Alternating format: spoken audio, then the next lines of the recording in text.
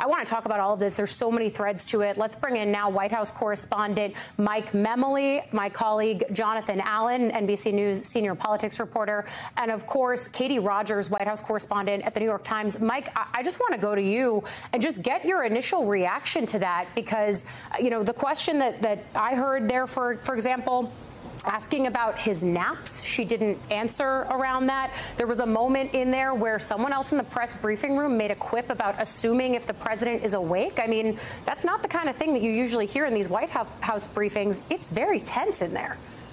Yeah, I mean, this is where we are at this moment, Ali, that the White House press secretary is being asked if the president takes an afternoon nap. Yeah. She said she wouldn't discuss this. Obviously, these are the kind of questions and the kind of distraction that are leading a lot of Democrats to, for the most part, privately, but we are seeing some public indications slowly but surely question whether President Biden should remain in this race. But we did, separate and apart from this briefing from Karine Jean-Pierre, get the most forceful comments directly from President Biden about his political future that we've seen so far. He called in, along with Vice President Kamala Harris, to what was an all-staff call that was happening with Biden's campaign team in Wilmington, Delaware. The president stating, and I'm going to read some of what he said, "Let me say this as clearly as I possibly can. I am running." He said, "No one is pushing me out of this race." He said, "I'm in this race to the end because when Democrats unite, we always win." The vice president also joining in, saying that we are not going to back down. She said, "We will follow the president's lead." She says, "I know that all of us are ready to fight for him." So the president, I'm told by some of those who participated in that call, really did sound like the President Biden, a lot of them signed up to work for, and some of them worked for longer than just this campaign going back, that he sounded like he still had a lot of fight in him. So these are the kind of signals that a lot of Democrats have been wanting to see. But Ali, as you also know from listening to that briefing, Karine Jean-Pierre talked about some of the outreach that the president has been making in recent days, including to some congressional leadership, only in the last 24 hours. There was that strong performance from the president on Friday after that very weak performance Thursday night in Raleigh, North Carolina. That was a good first step.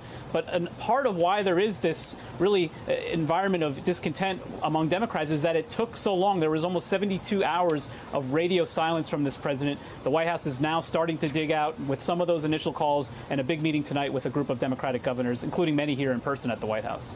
Yeah, and certainly we're hearing about those calls from Capitol Hill as those offices are confirming it. But Katie, you had reporting just today that a key Biden ally, that he was on the phone with the president, and that the president said to him that he knows he may not be able to salvage his candidacy if he can't convince the public in the coming days that he's up to the job. Does this presser and the comments that he's made to White House staff and campaign staff that Mike was talking about do that? And does it do it enough? It might be too little too late, according to what I've heard from some Democrats.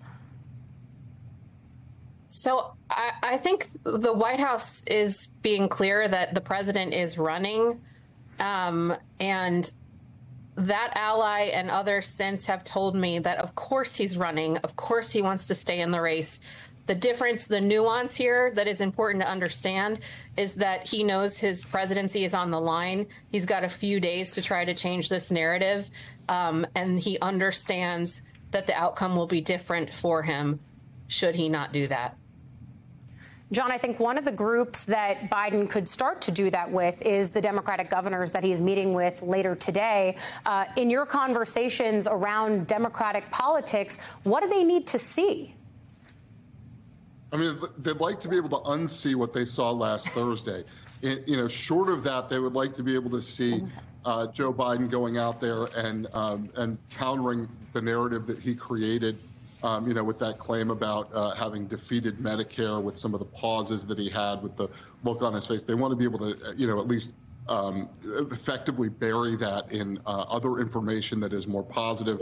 And I think, after we watch an roughly hour-long press conference there with Karine Jean-Pierre, I think they'd like to see something more reassuring than what she calls the explanation of him having, I guess, lagging jet lag. He was back in the United States for 12 days before the debate, a cold. I mean, those are not the kinds of things that caused what we saw. So I don't think Democrats are very reassured right now unless they want to be. I think, after watching that press conference, Trump voters and the Trump campaign are probably a little bit reassured by it. These talking points I don't think are particularly helpful to Joe Biden.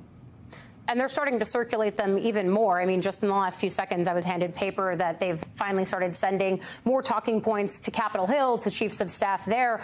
Mike, one of the things that struck me, though, in that briefing were the questions around the medical exam. The president is 81. He had a cold. Someone asked, didn't he talk to a doctor then? Does this only reignite calls for more transparency around Biden's health and his age from the White House at a pivotal point where a lot of people are already calling that into question? Yeah, to some Democratic allies who've been reaching out to me while we were all watching that, there was a little bit too much discussion of the cold, of his travel schedule, because this is the concern, right? That I think this episode has really ignited something that hadn't necessarily been discussed before, which is, yes, President Biden can do the job now, but we're asking the country to elect him to another 4-year term. How is he going to continue in this job?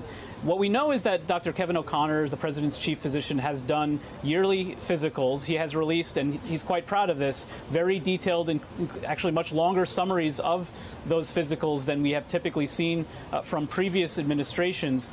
But I think that was at a very interesting moment when she was asked about whether he had been checked by a doctor prior to taking the stage if he had a cold, and she indicated he had not, whether there is a need for a new physical, whether an 81-year-old president should have more than an annual physical read out to the press, but whether another one should be put out very soon. So that's certainly on our list of questions to be asking this White House, of whether to press them on this, and whether there will be maybe an additional medical exam, a full medical exam provided at this critical point in the campaign.